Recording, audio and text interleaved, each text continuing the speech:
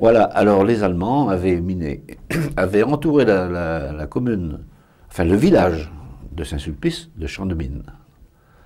Alors dans les champs, c'était des mines à bouteilles, et sur les routes, parce que le champ de mines venait à ras les routes de chaque côté, et là c'était des mines anti-chars, mais ils avaient fait des trous, ils avaient mis des tampons en bois, parce qu'il fallait bien qu'ils passent. Et c'était prévu pour que ces gens-là puissent miner les routes. Ils avaient seulement un tampon en bois à enlever, ils posaient la mine, et après ça, la totalité était minée. Mais ça, je ne me rappelle pas avoir vu les routes minées. Par conséquent, il y a eu une dame qui revenait avec son troupeau de vaches, qui était une dame de Saint-Sulpice, que je connais très bien. Je connais même très bien son fils. Et elle traverse la petite route, évidemment. Arras-le-Champ-de-Mines, c'est une toute petite route, ce qu'on appelle aujourd'hui la route du stade. Et c'était miné jusqu'à la route par les mines bouteilles. Et elle avait 7 ou 8 vaches, je ne me rappelle pas combien exactement. Et le chien a aboyé après les vaches. Comme il y avait de simples fils lisses pour clôturer en somme ce champ de mine, le chien est passé dessous, les vaches ont pris peur, elles sont allées dans le champ de mine, les mines ont explosé bien sûr, elles ont tué, je ne me rappelle pas si c'est 1 ou 2 vaches, dont une qui s'appelait Hirondelle. Ça, je me rappelle très bien. Il y a eu aussi les sangliers qui venaient la nuit pour manger les betteraves, enfin les céréales dans les champs. Eux, ils ne s'occupaient pas si c'était miné. Et avec un ami, un jour, nous avons constaté qu'il y avait un sanglier qui avait sauté dans les mines et qui était venu mourir en face du monument aux morts, mais un petit peu quand même encore dans le champ de mine. Et là, c'est mon ami qui m'a prévenu, il me dit, dis donc Jean, il y a un sanglier qui est mort là ce soir, il faudra qu'on aille le chercher. À ce moment-là, il y avait le château de Maubeuge, où ils avaient installé un poste de surveillance en haut des tilleuls, qui était très haut déjà. Hein. Alors on y va avec mon ami, et puis, bien sûr, avec l'intention de ramener le sanglier. Il n'était pas très loin du bord. Et puis on voyait bien les mines, comme elles étaient posées, alors on savait ce qu'on faisait. Mon ami passe dessous la clôture, va pour attacher la patte du sanglier, et au même moment, la sentinelle qui était dans ce fameux, comment dire, mirador, si on peut appeler ça comme ça, nous avait vus, il nous avait tiré dessus. Alors là, je peux vous dire que la corde et le sanglier sont restés sur place. Cette balle était allée se loger dans un volet d'un voisin. Il avait tiré certainement au-dessus de nous, hein, pour nous faire peur. Mais enfin, il avait tiré. Alors, ce qui veut dire que le sanglier est resté sur place. Et le lendemain, par contre, il était parti. Hein. À l'époque, il y avait la scierie de M. Royer, qui était en bordure du chemin de la Messe, derrière l'église. Et ce monsieur était sieur de long, c'est-à-dire qu'il débitait des planches avec des arbres, bien sûr, sur des arbres, et marchait tout à fait au début avec une machine à vapeur. Après, plus ça s'est modernisé, bon, ils étaient achetés un moteur électrique, mais plus tard. Bon, à un moment donné, bien sûr, il n'y avait plus d'électricité. Donc, M. Royer a évacué dans les Landes avec sa famille, a abandonné la Syrie, mais par contre, il y avait, comme disait mon ami, il y avait des propriétaires qui étaient restés à Saint-Sulpice pour garder leur troupeau. Et bien sûr, la récolte de blé avait été faite, et le blé était dans les greniers. Enfin, tout le monde n'en avait pas, mais certains en avaient. Et alors, un jour, ils ont décidé, entre eux, avec le président de la coopérative de panification, si vous voulez, de remettre l'ancienne machine à vapeur en route. Et il y avait des années qu'elle n'avait pas tourné. Chose qui a commencé, j'étais allé avec eux parce que cette machine a marché avec des copeaux d'arbres de pin. Alors bon, je me rappelle, ils avaient bien graissé tout, enfin, ils avaient mis de l'eau dedans pour voir s'il n'y avait pas de fuite, enfin, bien graissé tout ça. Et puis un matin, ils mettent la machine à vapeur en route. Et cette machine, elle a démarré. À midi. Je me rappelle, à midi, la machine a démarré. Et il y avait un sifflet sur cette machine, bien sûr. Et à midi, tuit, tuit, deux coups de sifflet. Ah, bah, tout le monde était content, parce que tout le monde savait. Alors maintenant, les cultivateurs, ils avaient tous des concasseurs, à manivelle, bien sûr. Alors, je ne me rappelle pas des noms de ces gens qui les ont apportés, mais il y a eu 3 concasseurs qui ont été scellés en dessous d'une transmission, avec des poulies en bois qu'ils avaient fait, et donc la machine à vapeur était reliée sur une transmission par une courroie, et chaque concasseur avait, lui, une courroie sur la transmission. Ce qui fait qu'on a fait de la farine avec les gens qui avaient du blé dans les greniers. À ce moment-là, les Allemands n'étaient plus approvisionnés du tout. Plus du tout. C'est là que j'avais été obligé on était obligé de leur fournir du pain, et c'est moi qui avais été chargé de le distribuer. Enfin bon, tout ça c'est pour vous dire que maintenant les restrictions devenaient de plus en plus sérieuses, et puis avec mon ami, on tamisait la farine le matin, et puis le tantôt, on était toujours ensemble. Mon père, étant donné qu'il n'y avait plus d'électricité, que nous n'avions plus de carburant, ni de bougies, mon père faisait sécher des morceaux de bois dans le four, et ce bois passait une nuit, c'est-à-dire qu'il séchait beaucoup, hein. Et Monsieur Luteau, qui était forgeron à l'époque, nous avait fait un petit bassin en tôle, et moi je fendais le bois, ce bois séché en petits morceaux, et on s'éclairait avec ça. Et on y voyait très bien dans le four. Mais aussi pour fabriquer la pâte, nous n'avions plus d'électricité bien sûr, mais plus d'essence non plus, parce que nous avions un moteur à essence qui était prévu pour venir en secours en cas de panne dans les années où tout marchait bien. Alors, c'est là que mon père m'a dit, mon vieux, maintenant, il va falloir pétrir à bras, et comme il n'y avait plus d'école, qu'il n'y avait plus rien, eh ben j'ai appris à pétrir à bras. Et le matin de bonne heure, les nuits, moi j'irai un petit peu plus tard, mais on pétrissait à bras. Et évidemment, ça faisait beaucoup de travail, parce que je ne sais pas si vous pouvez vous imaginer de faire 80 et quelques pains de 5 livres, la pâte que ça peut représenter, le bloc de pâte, et surtout qu'il faut le travailler plusieurs fois pour arriver à ce qu'il puisse un peu pousser, quoi, hein, lever, comme on appelait. Et là, c'est là que j'ai appris les grandes lignes de la boulangerie. Mon père m'avait appris à mettre le pain au four. Je faisais la pâte, je pesais parce qu'à l'époque, on avait une balance à plateau. Et avec le coup de pâte, on prenait des mottes dans le pétrin qu'on mettait dans le plateau. Et attention, il ne fallait pas parce que mon père était très strict là-dessus, fallait que le pain fasse 5 livres cuit. Alors, ce qui fait qu'on mettait dans le petit plateau 5 livres de poids, plus un petit peu de pâte qui correspondait à la cuisson, pour que le pain fasse 5 livres net. Mon père était très sagement là-dessus. Alors ça a duré pas mal de temps.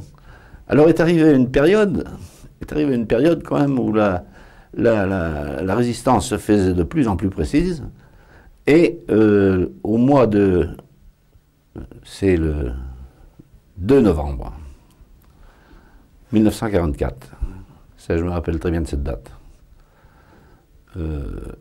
a commencé l'exode. Ce qu'on appelle l'évacuation, en somme. Hein. Alors, toutes les personnes qui venaient de vers La Tremblade, Arvers, Étaules, tous ces coins-là, descendaient par Saint-Sulpice parce qu'il y avait une ligne de débarcation qui s'était formée un peu avant Saujon, un peu avant l'Aiguille. Et vous voyez, là, il y avait des trêves, ce que l'on appelait des trêves, pour laisser passer les évacués, de telle heure à telle heure. Parce que de l'autre côté, il y avait la résistance. Et je me rappelle toujours que dès que la trêve était terminée, ça y est, ils se tiraient dessus, tous les soirs. Tous les soirs, ils se tiraient dessus. Alors bon. Le 2 novembre, alors qu'on ignorait tout, mon beau-frère est appelé à la mairie le matin. Il y avait de la Gestapo qui était là. Il y avait des officiers allemands, bien sûr. Il y avait des SS, parce qu'à ce moment-là, ils étaient déjà, je vous ai dit tout à l'heure, ils étaient à Jaff. Ils étaient venus. Il a été reçu. Et on lui a donné 2 heures pour quitter la maison et le pays. Bah, c'était quand même pas beaucoup. Et partir à pied.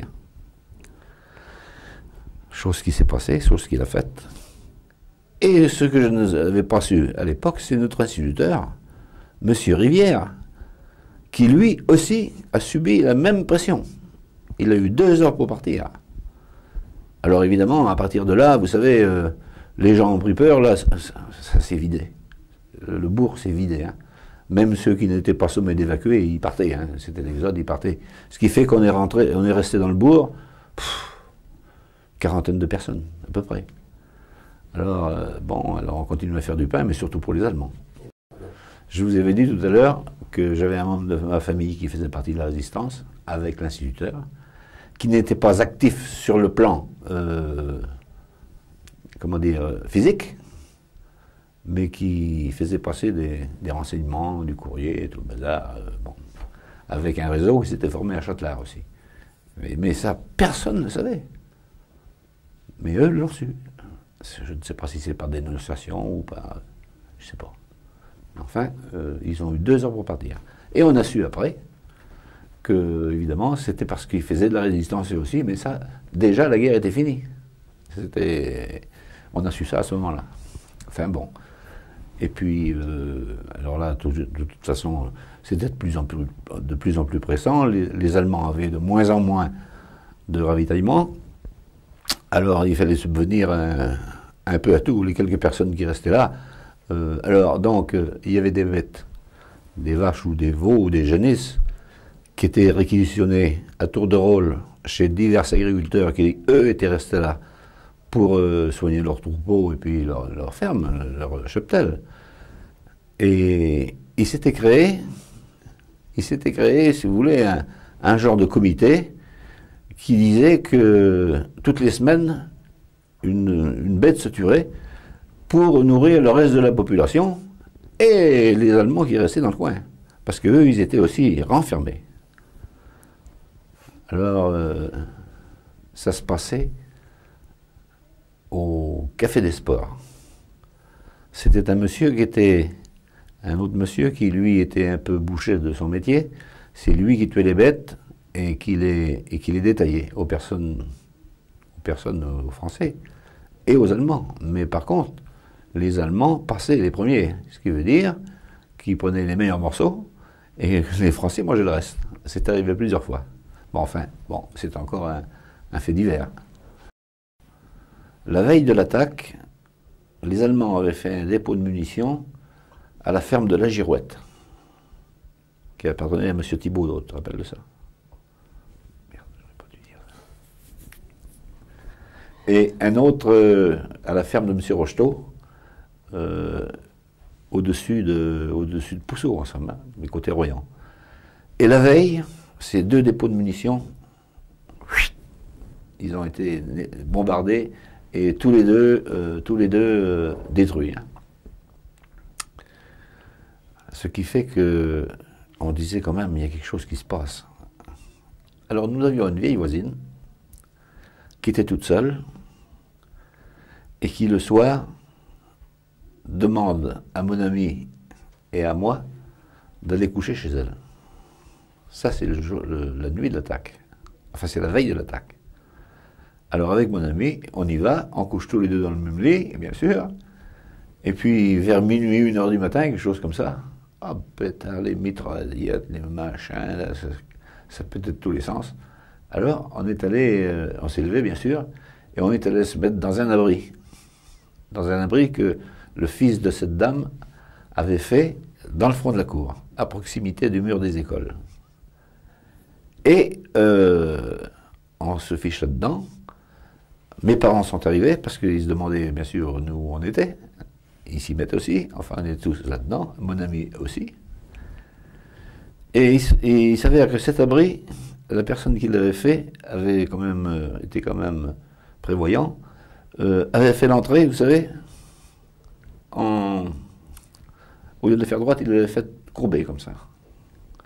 Ce qui faisait que si, par exemple, malencontreusement, quelque chose arrivait, eh ben, ça ne rentrait pas dans la tranchée. Ça pouvait s'arrêter que dans les fagots ou dans les bûches qu'on avait mis. Et on est resté là 2 nuits. Et 2 nuits. Et 2 jours et demi. Sans pouvoir sortir. Et il y a la mère de mon ami qui vient un jour parce qu'elle était tellement téméraire, si on peut dire. Elle était tellement téméraire qu'elle n'avait peur de rien. Et elle venait nous voir. Elle venait nous voir. Mais qu'est-ce que vous faites là? Et bon, c'est rien du tout, patati, patalote. Enfin bon, nous, on n'est pas bougé. Et puis, à un moment donné, il y a un obus de mortier. Je crois que mon ami était parti, à ce moment-là. Il était reparti avec sa mère, je crois. Il y a un obus de mortier qui s'est engouffré dans l'entrée de la tranchée et qui est rentré dans les fagots sans éclater. Heureusement, si vous voulez, que l'entrée était arrondie. Il est rentré par l'entrée, il s'est buté dans les fagots de l'entrée, et il n'a pas éclaté. Après, bon, les tirs se sont un peu moins. Quoique, nous avions un grand cyprès, et la mère de mon ami nous avait dit de mettre un drapeau blanc, que tout le monde mettait des drapeaux blancs partout, il fallait mettre des drapeaux blancs. On met un drapeau blanc, oh la pétard, alors là, je me dis que ça, après ça bombardait sec. Et puis le jour, enfin, quand les combats se sont terminés, alors là, on est rentré à la maison. Nous sommes rentrés à la maison. Et il y avait M. Baudet, qui était secrétaire de mairie à l'époque, qui lui aussi était resté. Je me rappelle, ma mère avait fait à manger. Maintenant, il n'y avait plus de tir, il n'y avait plus rien. Mais les Français n'étaient toujours pas là. On ne savait pas que les Allemands avaient baissé les armes, on ne savait pas. Je me rappelle, on était en train de déjeuner cet après-midi-là. Enfin, le premier jour, on est sorti de la tranchée. Ma mère avait fait à manger comme ça, parce que depuis le temps qu'on mangeait du pain avec du pâté et puis du truc, on en avait marre. Elle avait fait une omelette, je crois, quelque chose comme ça. Et puis, là, M. Baudet arrive, il faisait un très beau temps, c'était au mois d'avril.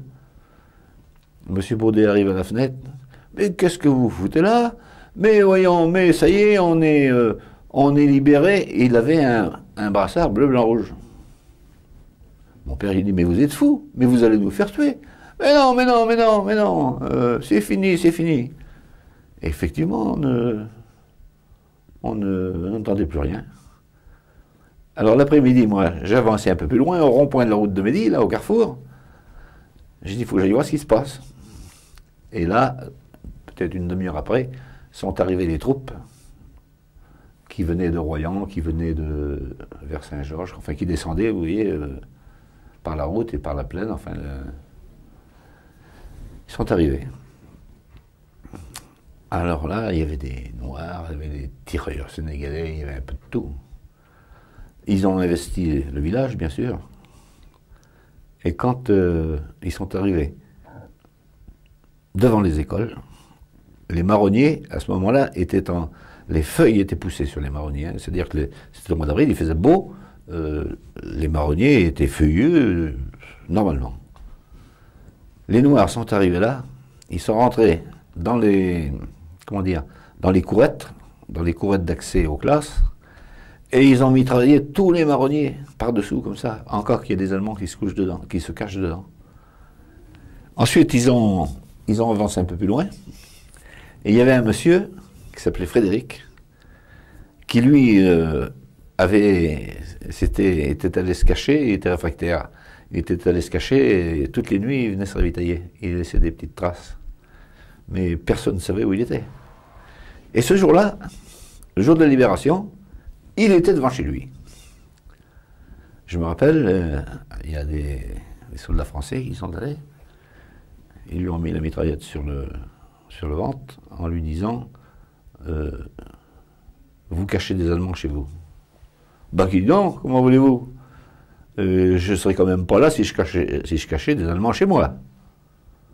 Alors ils l'ont bousculé, ils sont rentrés dans la maison, il y avait une grande armoire de l'époque qui était très haute, ça faisait penderie en même temps.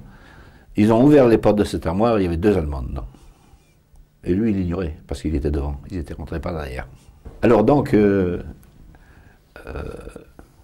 la veille de Pâques, nous avions été invités, mes parents et moi, par les parents de mon beau-frère, qui lui, bien sûr, était évacué, avec sa famille. Et ces messieurs-dames s'appelaient l'abbé Ulysse et l'abbé Nelsi. Nous avaient invités l'après-midi, c'était la veille de Pâques, pour manger des crêpes. Alors bon, on y est allé. Elle avait fait des crêpes, tout ça. Le père l'abbé, à l'époque, récoltait du Noah. Du Noah, ce fameux vin qui est interdit maintenant, mais qui était pourtant bon. Il foulait ça avec ses pieds, hein, il n'y avait pas de pressoir ni de rien, et il foulait ça avec ses pieds et tirait le jus. Bon, bref. Et on était en train de manger des crêpes, tranquillement. Arrive un Allemand, sans frapper, sans rien, là, pousse la porte. Il parlait le français comme nous, même peut-être mieux. Mais ça sent bon chez vous, mais qu'est-ce que vous faites? Donc, comme il faisait partie du poste de garde de la maison de mon beau-frère, qui était juste à côté, il est venu. Je ne sais pas si c'est qu'il avait senti l'odeur, enfin il est venu, il est rentré. C'est très bon ce que vous faites là, madame l'abbé, mais c'est très bon.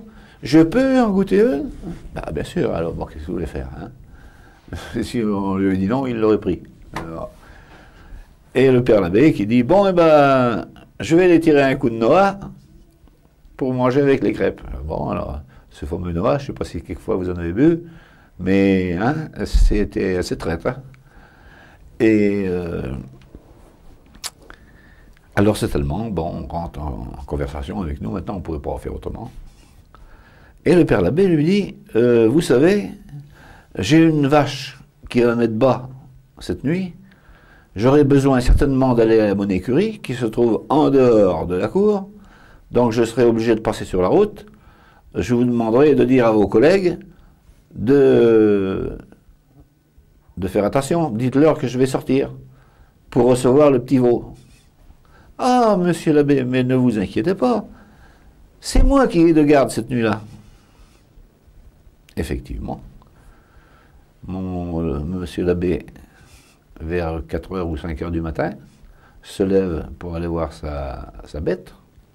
Donc, il est obligé de passer sur la route. Il se dirige vers son écurie, et devant la porte de l'écurie, l'Allemand, qui était venu manger des crêpes le soir, l'a abattu devant la porte de son écurie. Et cet Allemand a été envoyé en première ligne à Fondo pour représailles. Par contre, les officiers sont venus s'excuser et tout le bazar. Oh, il sera puni, il avait dit, on le punira. Il avait été envoyé en première ligne à Fondo, et là, il avait été tué, il est resté dans un fossé.